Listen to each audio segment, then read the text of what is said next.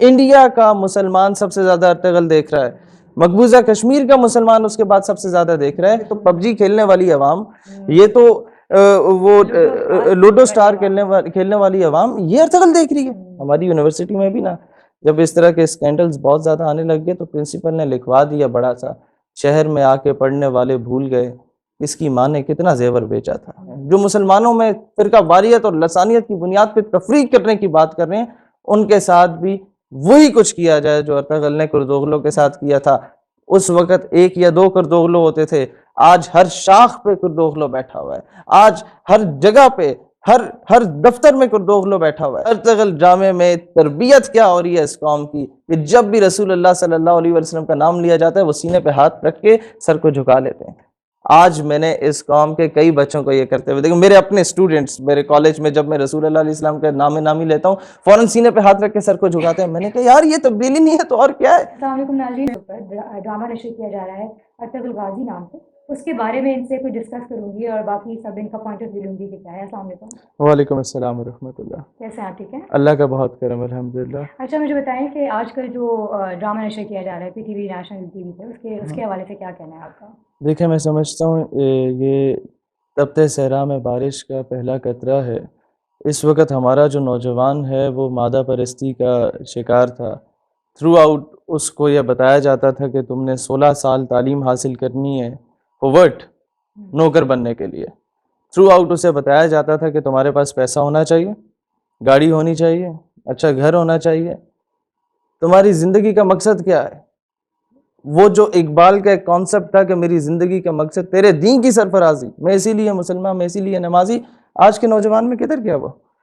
تو اس وقت میں سمجھتا ہوں اس طرح کا ڈرامہ سیریل آنا، اور جو آج جو ہمارا رونا روتے ہیں ہمارے مین سٹیک ہولڈرز کہ یار ہم لوگ کس طریقے سے کشمیر کی آواز بلند کریں گے، ہم لوگ کس طریقے سے پیلسٹائن کے مسلمز کی آواز بلند کریں گے، ہم برما یا سیریا یا لیبیا کے مسلمانوں کا کیا آواز بلند کریں؟ ہم تو فائنینشلی بہت زیادہ ویک ہیں۔ ہم لوگ اوورآل دیکھا جائے تو باقی ممالک سے جو سپر پاورز خود کو کہتے ہیں ان کے مقابلے میں ہم کس طریقے سے مقابلہ کریں گے؟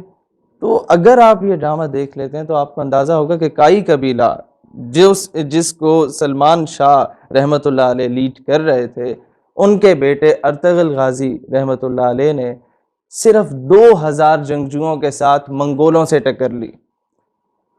صرف 1500 جنگجوؤں کے ساتھ انہوں نے کروسیڈرز کے ساتھ صلیبیوں سے جا کے ٹکر لے لی۔ یہ کس طرح ممکن ہو سکتا ہے؟ وہ جو پہلے ہم لوگ سنتے تھے کہ وہ جس نے اٹھ کے روما کی اور اس دور کی سپر پاورز کو رون دیا تھا، اقبال اس طرف اپنی تاریخ کا ایک اعلیٰ ترین پس منظر بیان کرتے تھے تو مسلمان پوچھتے تھے کہ اقبال اب کیا ہوگا؟ وہ تو ماضی تھا۔ کہتے ہیں نہیں، سنا ہے یہ میں نے قدسیوں سے، وہ شیر پھر بیدار ہو رہا ہے۔ یعنی کہ اب جب وہ روح، وہ تڑپ، آج کا بچہ بیٹ مین اور سپائڈر مین کے کاسٹیومز پہنتا تھا۔ پچھلے 1 ہفتے سے میں دیکھ رہا ہوں آپ کے کئی مسلم کنٹریز یا ایون برطانیہ میں بھی جو مسلمان ہیں ان کے بچے ارطغرل والے کاسٹیومز پہننا شروع ہو گئے۔ تلوار رکھی ہوتی ہے انہوں نے، وہ گھوڑے پہ بیٹھے ہوتے ہیں اور اللہ اکبر کی صدا بلند کر رہے ہوتے ہیں۔ یہ کیا چیز ہے؟ کیا وجہ ہے؟ وہ وجہ یہ ہے کہ سپارک موجود ہے۔ آج میں نے یونیورسٹیز کے بچوں کو دیکھا جنہیں یہ برگر بچے کہتے تھے، آج میں نے کالجز کے بچوں کو دیکھا جنہیں یہ بہت زیادہ ممی ڈیڈی لاٹ کہا جاتا تھا، وہ بچے آ کے ارطغرل دیکھ رہے ہیں۔ میں نے کہا یار یہ تو سارے وہ گیم آف تھرونز بھی آتے بڑا مشکل سے آتے تھے، یہ تو پب جی کھیلنے والی عوام، یہ تو وہ لوڈو سٹار کھیلنے والی عوام یہ ارطغرل دیکھ رہی ہے۔ پھر مجھے یاد آیا کہ یار جب میں یو ای ٹی ٹیکسلا میں گیا، 1000 کے قریب جس کے ایف ایس سی میں نمبر ہوتے تھے، only he is capable to get admission in that university، اور ایون میں ایڈمیشن نہیں حاصل کر پایا تھا، بٹ الحمدللہ in the same degree I was invited there as a chief guest twice۔ تو میں جب وہاں گیا میں نے کہا یار جو تقریریں میں جلسوں میں کرتا ہوں وہ اور ہوتی ہیں، یہاں تو بڑی علمی شخصیات بیٹھی ہوں گی، پورے پاکستان کی ٹیم بیٹھی ہے، میں یہاں پر بھی وہی بات کرتا ہوں، میں کوئی گھما پھرا کے بات نہیں کروں گا، میں وہی جہادی ایسپیکٹ کی بات کروں گا جو کشمیر کا حل ہے۔ جب میں نے بات کی تو مجھے جو باہر رسپانس ملتا تھا پبلک کا، اس سے 10 گنا زیادہ رسپانس وہاں کے پڑھے لکھے بچوں سے ملا۔ انہوں نے اٹھ کے تالیاں بجائیں, انہوں نے اٹھ کے نعرے تکبیر بلند کیا. میں نے کہا کیا وجہ ہے؟ دین آئی کیم ٹو نو کہ راکھ میں دبی چنگاری ہر مسلمان کے دل میں موجود ہوتی ہے. مسئلہ یہ ہے کہ ہم نے آج تک اسے ہوا ہی نہیں دی کہ وہ شعلہ بن کے بھڑک اٹھے اور دنیا کی تمام طاغوتی قوتوں کو وہ راکھ کر دے, جلا کے راکھ کر دے. آج یہ ایک بہت بہت مثبت اقدام ہے. جیسے آپ نے کہا ہے کہ مطلب باہر کی کنٹریز میں بھی دیکھا جا رہا ہے, لیکن اس حوالے سے یہ والی بھی بات سننے میں آئی ہے کہ انڈیا میں بین کر دیا گیا اس ڈرامے کو. تو انڈیا میں بھی تو اتنی مسلم کمیونٹی ہے جو چاہتی ہوگی نا اس سب کے حوالے سے سننا دیکھنا. دنیا میں سب سے زیادہ ڈرامہ انڈیا میں دیکھا جا رہا ہے. انڈیا میں بین وہ کیسے کریں گے؟ ٹی وی پہ تو وہ دکھاتے نہیں ہیں, پی ٹی وی وہاں پر چلتا نہیں ہے. انڈیا میں انٹرنیٹ کو تو یہ بین نہیں کر سکتے. کس طریقے سے کریں گے؟ انٹرنیٹ کو تو کوئی بین نہیں کر سکتا. انڈیا کا مسلمان سب سے زیادہ ارطغرل دیکھ رہا ہے, مقبوضہ کشمیر کا مسلمان اس کے بعد سب سے زیادہ دیکھ رہا ہے اور اسے آئیڈیلائز کیا جا رہا ہے. اور یہ آپ دیکھیں, یہ ایک بہت بڑی تحریک کو جنم دے گا. آپ کا میڈیا رول پلے کرتا ہے قوموں کی تربیت کا. آج سے پہلے جو میڈیا نے رول پلے کیا, میڈیا پہ آ کے خلا کے طریقے بتائے جاتے تھے, طلاق کے طریقے بتائے جاتے تھے, بیٹی اور بیٹے کو سمجھایا جاتا تھا کہ ماں باپ سے بدتمیزی کیسے کرنی ہے, ان کی برابری میں آ کے ان کی آنکھوں میں آنکھیں ڈال کے کس طرح بتانا ہے کہ جی تم تو ان پڑھ جاہل گوار ہو, ہم بہت زیادہ پڑھ لکھ گئے ہیں. یہ بھول جانا کہ اسی ماں نے زیور بیچ کے تمہیں تعلیم دلوائی تھی. یہ بھول جانا کہ اسی ماں نے اور اسی باپ نے جو ایک ہی بھینس یا گائے اس کے گھر ہوتی تھی وہ بیچ کے تمہاری سیمسٹر فیس فل کی تھی. وہ ہماری یونیورسٹی میں بھی نا جب اس طرح کے اسکینڈلز بہت زیادہ آنے لگ گئے تو پرنسپل نے لکھوا دیا بڑا سا, شہر میں آ کے پڑھنے والے بھول گئے اس کی ماں نے کتنا زیور بیچا تھا. آج میں سمجھتا ہوں کہ ایک بہت بڑی تبدیلی آ رہی ہے ہمارے اس پورے سوری میں آپ کی بات کاٹ, لیکن ویسے ہی میں کچھ پوچھنا چاہی تھی کہ جیسے واقعی ہماری یوتھ بہت چینج ہوگی اس کے بعد. انشاءاللہ یہ جو چینل, یہ جو بھی ڈرامہ ہے جو نشر کیا جا رہا ہے اس کو دیکھنے کے بعد اس کو اپریشیٹ تو ہم سب کر ہی رہے ہیں. وہ اس کا اپریشیشن کا سب سے بڑا ثبوت یہ ہے کہ اس کو دیکھا اتنا جا رہا ہے. تو اس کے بعد جو چینجز آئیں گے ہماری یوتھ میں, اور اس کے بعد جو ہماری یوتھ ایکچوئل مسلمان بن کے نکلے گی, اس حوالے سے دیکھیں میں آپ کو تھوڑا سا یہ سمجھانا چاہتا ہوں.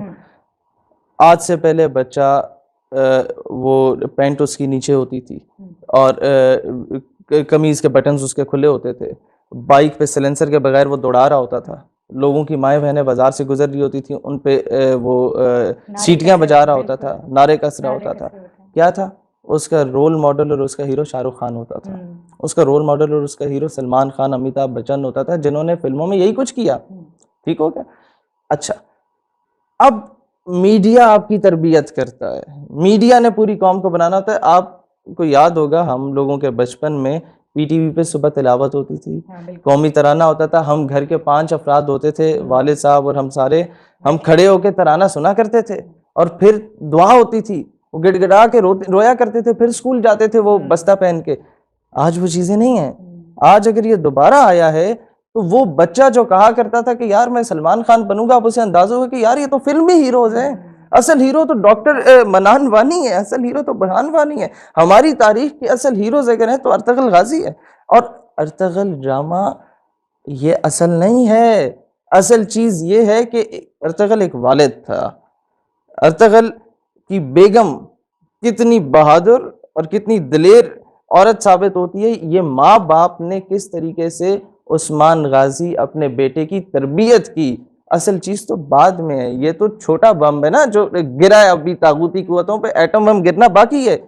کس طریقے سے عثمان غازی پھر میدان میں آئے ان کے بیٹے, اور کس طریقے سے سلطنت عثمانیہ کی بنیاد رکھی گئی. چھوٹے چھوٹے قبیلوں کو اکٹھا کیا گیا ماضی میں, ان سے ایک سلطنت بنائی گئی. اس کے بعد کس طریقے سے وہ ایک سلطنت عثمانیہ کا بنیاد رکھی گئی. اور پھر ہوتا کیا تھا, جو سب سے منفرد چیز تھی, جس طرف انشاءاللہ ہم لوگ دوبارہ جائیں گے, اللہ کرم نوازی فرمائے اپنے حبیب کے صدقے, اس وقت سلطنت عثمانیہ کا امیر جب اسے پیغام ملتا تھا کہ فلاں ملک میں مسلمان بچے کے ساتھ, فلاں ملک میں مسلمان جوان کے ساتھ, فلاں ملک میں مسلمان بہن کے ساتھ زیادتی ہوئی ہے, یا اسے اغوا کر لیا گیا, یا اسے گرفتار کر لیا گیا, تو سلطنت عثمانیہ کا امیر المومنین یا خلیفۃ المسلمین اس وقت اعلان کر دیتا تھا اور لیٹر لکھ کے بھیجتا تھا کہ آج سے 24 گھنٹے کے اندر اگر یہ ظلم اور بربریت نہیں رکتی تو مسلمانوں کے گھوڑے آ رہے ہیں. غازی عبد الحمید آف دا سیم امپائر، اس کے پاس ایک خبر آئی، اخبار میں اس نے پڑھا کہ ایک ملک ہے وہاں پر رسول اللہ علیہ الصلوۃ والسلام کے توہین آمیز تصویروں کا کمپٹیشن کرایا جا رہا ہے۔ انہوں نے فوراً اس ملک کے ایمبیسیڈر کو بلایا، سلطنت کے ایک بادشاہ نے بلایا اور کہا کہ ہم امن کے داعی ہیں، ہمیں ہمارا اسلام امن کا پیغام دیتا ہے، لیکن اگر یہ کمپٹیشن نہ روکا، کل کی اخبار میں اگر مجھے خبر نہ ملی تو میں نے اپنا لشکر تیار کر دیا، ہم نے اپنی جانیں حضور اکرم علیہ الصلوۃ والسلام کے لیے رکھی ہوئی ہیں اور ہم نے یہاں پر کیا کرنا ہے۔ آج اگر بچہ یہ دیکھ لے نا، آج ہماری قوم کو جب یہ سکھا دیا جائے، اسے پتہ ہوگا یار میرے لیے میرے ماں باپ، میرے بہن بھائی، میرے مال اولاد سے بڑھ کے اگر کوئی ذات ہے تو رسول اللہ علیہ الصلوۃ والسلام کی ذات مبارک ہے۔ آج کے بعد کسی کی جرت نہیں ہوگی حضور کے بارے میں الٹی سیدھی بات کرتے ہوئے، کیونکہ اسے پتہ ہوگا کہ یہ صرف مولویوں پیروں کا کام نہیں ہے، یہ پوری امت کا کام ہے حضور کی ناموس رسالت کا دفاع کرنا۔ یہ چیزیں ہمیں سلطنت عثمانیہ سے سیکھنے کی ضرورت ہے، یہ چیزیں سیکھنے کی ضرورت ہے کہ دنیا میں اس وقت کوئی مسلمانوں کے خلاف ہرزہ سرائی بھی نہیں کر سکتا تھا، کوئی شخص مسلمانوں کے خلاف کسی قسم کی پلاننگ نہیں کر سکتا تھا، کیونکہ انہیں پتہ ہوتا تھا کہ ان کی ایک سلطنت موجود ہے۔ جیسے آج آپ پاکستان میں بیٹھ کے بھی امریکہ کے بارے میں الٹی سیدھی بات کرنے سے پہلے 100 بار سوچتے ہیں کہ یار ان کے ٹاؤٹس تو ہر جگہ بیٹھے ہوئے ہیں، یہاں پہ وہ ایک بڑی سلطنت موجود ہے، آپ کو کبھی بھی وہ اٹھا کے لے کے جا سکتے ہیں، جس طرح عافیہ صدیقی کو لے گئے۔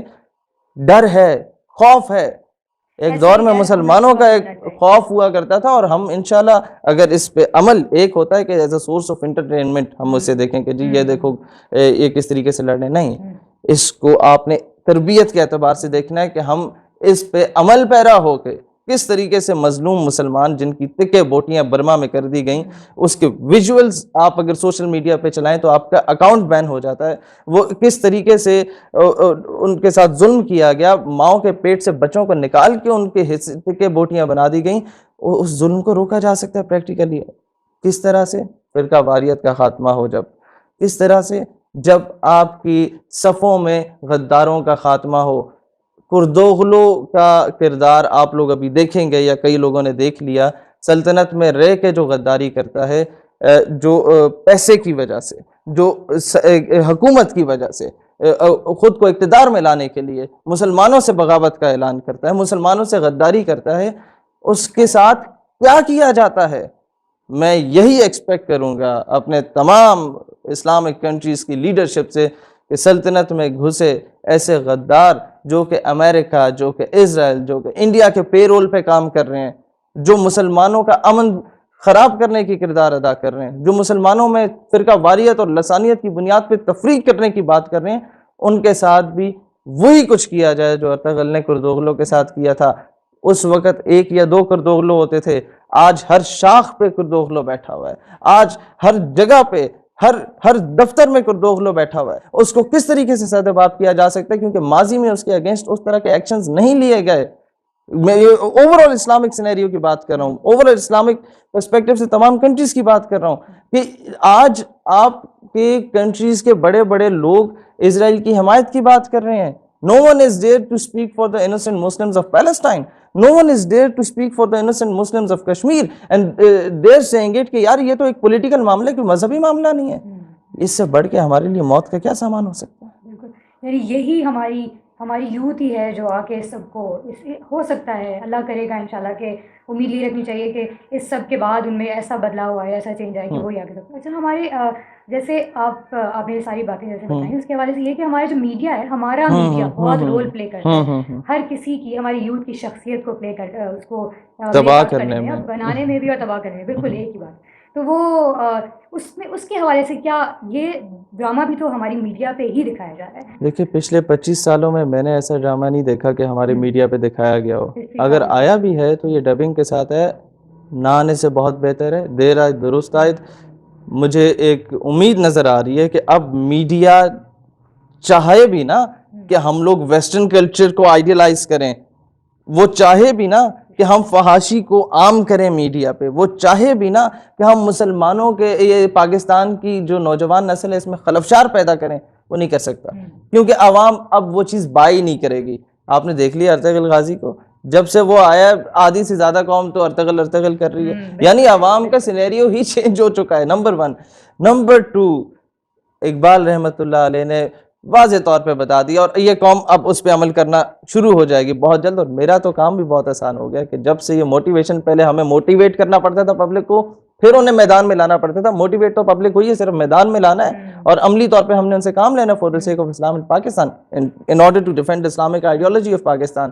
اقبال رحمۃ اللہ علیہ نے بڑا کیٹیگوریکلی کہا، آج مجھے وہ عمل پیرا ہوتا ہوا میں دیکھ رہا ہوں، امپلیمنٹ ہوتا ہوا دیکھ رہا ہوں کہ اپنی ملت پر قیاس اقوام مغرب سے نہ کر، خاص ہے ترکیب میں قوم رسول ہاشمی. اقبال رحمۃ اللہ علیہ آج سے 100 سال پہلے، آپ اپنے کلاس فیلوز کو آج دیکھیں، آپ اپنے یونیورسٹی کے اسٹوڈنٹس کو آج دیکھیں، اگر کوئی امریکہ یا برطانیہ سے ایک ہفتے چھٹی گزار کے آتا ہے نا تو پوری کلاس اکٹھی ہو جاتی ہے. ہاں جی وہاں کیا دیکھ کے آئے، کتنے خوبصورت لوگ تھے، کتنی اچھی جگہ تھیں، یار ہم بھی جانا چاہتے ہیں. ہوتا ہے نا یوں.